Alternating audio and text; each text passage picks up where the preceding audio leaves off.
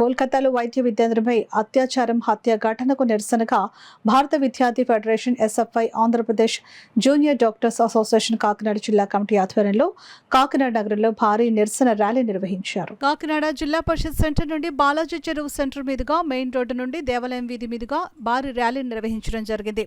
ముఖ్య అతిథిగా ప్రియా జూనియర్ కళాశాల ప్రిన్సిపల్ జయరాంబాబు వచ్చి మద్దతు తెలియజేయడం జరిగింది. విద్యార్థులపై చిన్నారులపై దాడులు దుర్మార్గమని వీటిని అరికట్టాలని కోరారు. ఈ సందర్భంగా ఎస్ఎఫ్ఐ జిల్లా అధ్యక్ష కార్యదర్శులు పి వరహాలు, ఎం గంగా సూరిబాబు, జూనియర్ డాక్టర్ల అసోసియేషన్ అధ్యక్షులు డాక్టర్ మనోహర్ సంయుక్తంగా మాట్లాడుతూ కలకత్తాలో వైద్య విద్యను అభ్యసిస్తున్న విద్యార్థినిపై దాడి చేయడం దుర్మార్గమని, దాడి చేసిన వారిని తక్షణమే అరెస్టు చేసి శిక్షించాలని డిమాండ్ చేశారు. దేశంలో మహిళలు, చిన్నారులు, విద్యార్థినులపై దాడులు అరికట్టాలని కోరారు. వైద్య విద్యార్థులకు రక్షణ కోసం ప్రత్యేకమైన చట్టం తీసుకుని రావాలని డిమాండ్ చేశారు.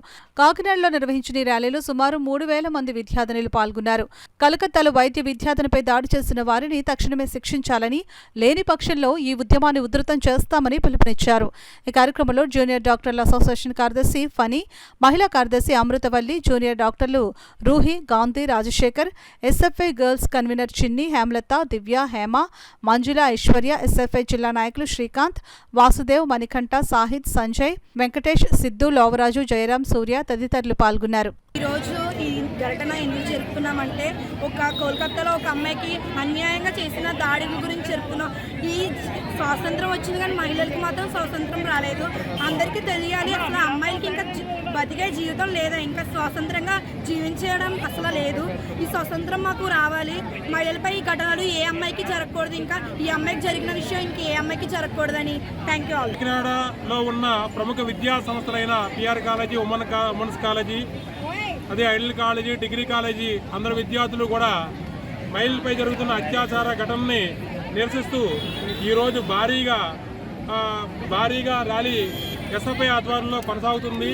ఈ ర్యాలీ యొక్క ముఖ్య ఉద్దేశం అనగా దేశంలో ఇటువంటి సంఘటనలు మరి పునరావృతం కాకూడదని చెప్పేసి, ఇటువంటి సంఘటనలు జరిగిన బాధ్యులపై కఠినమైన శిక్షలు తీసుకోవాలని చెప్పేసి, దీనికి అనుగుణంగా ప్రజలు, కోర్టులు, ప్రభుత్వాలు